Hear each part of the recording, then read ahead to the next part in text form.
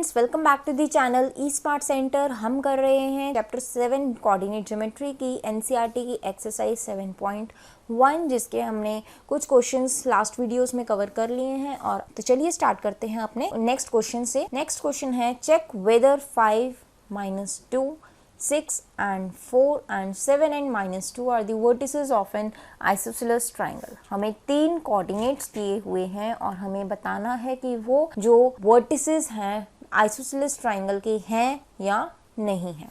सबसे पहले हमें पता होना चाहिए आइसोसेलेस ट्राइंगल होता क्या है। ट्राइंगल ऐसा होता है। आइसोसेलेस ट्राइंगल कौन सा होता है? जिसमें कोई भी दो साइड्स इक्वल होती हैं। सपोज ये दो साइड्स इक्वल होंगी और ये साइड इक्वल नहीं होगी, तो हम क्या करेंगे? दो साइड्स इक्वल का मतलब क्या है? उनकी लेंथ सेम होगी। अब लेंथ सेम होगी तो हम निकालेंगे डिस्टेंस फॉर्मूला से तीनों लेंथ निकालेंगे। अगर तो दो लेंथ इक्वल आई तो मतलब वो ट्राइंगल क्या है? Isosceles triangle. तो हम मान लेते हैं हमारा ए पॉइंट है 5 - 2, बी पॉइंट है 6 4 एंड सी पॉइंट हो जाएगा 7 - 2। तो क्या निकालेंगे हम? ये अगर हमारे 3 पॉइंट्स हैं ए बी सी, तो A B B C and A C find out करेंगे। ए बी निकालते हैं सबसे पहले।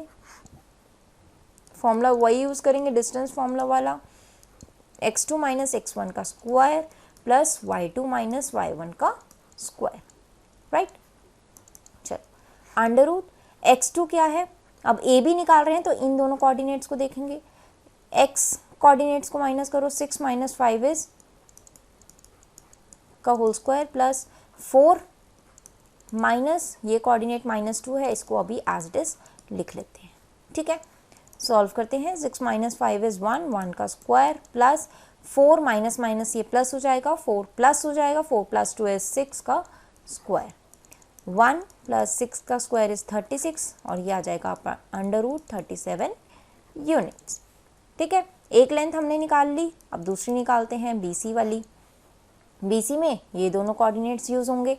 यहाँ पे 6 - 7 करेंगे, 6 - 7 का स्क्वायर प्लस 4 - -2 का स्क्वायर। 6 - 7 इज -1 का स्क्वायर प्लस 4 माइनस प्लस, तो 4 + 2 इज 6 का स्क्वायर। ठीक है, -1 का स्क्वायर इज 1 प्लस 6 का स्क्वायर इज 36, तो ये आ जाएगा आपका अंडर रूट 37 यूनिट्स। अब आप देखो, हमने ए बी निकाला, बी सी निकाला, दोनों की लेंथ कितनी आई? डिस्टेंस कितना आया? √37। मतलब इनकी लेंथ इक्वल है, डिस्टेंस इक्वल है, तो हम कह सकते हैं कि ये आइसोसेलेस ट्राइंगल हो सकता है। बट एक बार फिर भी देखते हैं, हो सकता है AC जो साइड है वो भी इक्वल आ जाए। अगर वो भी इक्वल आ जाएगी तो क्या हो जाएगा? ये इक्विलेटरल ट्राइंगल हो जाएगा। तो AC भी निकाल लेते हैं। AC निकालने के लिए सेम फॉर्मूला यूज़ करेंगे और कोऑर्डिनेट्स हमारे हो जाएंगे A और C वाले। तो 5 - 7 का स्क्वायर प्लस -2 माइनस और ये हो जाएगा -2। इसको अभी एज इट इज़ लिख लेते हैं। सिंप्लीफाई देखेंगे इसको कैसे करना है। 5 - 7 इज -2 का स्क्वायर प्लस, अब देखो माइनस माइनस प्लस, तो -2 माइनस प्लस +2 का स्क्वायर। -2 + 2 ये क्या हो जाएगा? कैंसिल, और ये हो जाएगा 0। ये टर्म हो जाएगी आपकी 0।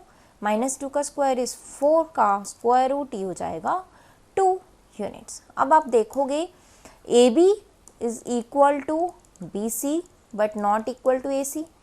दो साइड्स इक्वल हैं, तीसरी साइड इक्वल नहीं है, तो we can say that these are the vertices of, these 3 are the vertices of an isosceles triangle। ठीक है, समझ में आया ये क्वेश्चन? आज की वीडियो में इतना ही। आगे के क्वेश्चंस हम आगे की वीडियो में कवर करेंगे। Thank you for watching this video. और अगर आपको वीडियो अच्छी लगी हो तो लाइक करो, शेयर करो और चैनल को सब्सक्राइब करो। Thank you.